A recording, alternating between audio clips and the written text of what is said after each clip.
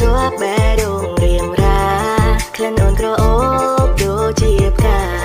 កាព្រីអូនស្អាតដូចទេធីតាដែលធ្លាក់ពីសួគ៌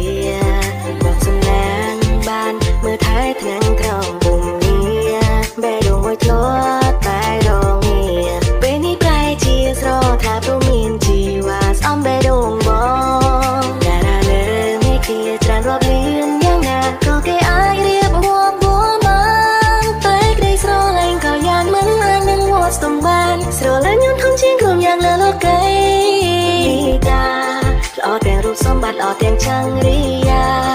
តែបងបានធ្វើបុណ្យប៉ុន្មានជាតិហើយណែទើបជួបកូនថា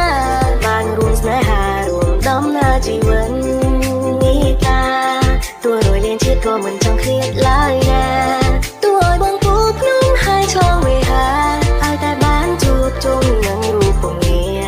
ស្រឡាញ់គ្នារួមចាស្រឡាញ់ហើយស្មោះជាពាក្យមិនពីបាក់និយាយបងព្យាយាមប្រាប់ទៅស្រីគួរស្ដាប់ឲ្យចប់គុំកាត់ន័យសំដួលបងសួររាប់ឆ្នាំមុនឆ្លើយថាចាំស្រាឆ្នាំដាំទេ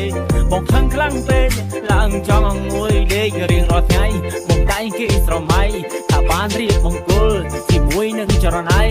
ពេលវេលាដើរលឿនបងគ្រាន់តែចង់ដើរគឿនបងចង់ឃើញអូនស្លៀកបែររូបកាសម្រស់អូនស្អាតដូចទេធីតារៀបការនឹងបងបានទេរៀបការនឹងបងបានទេ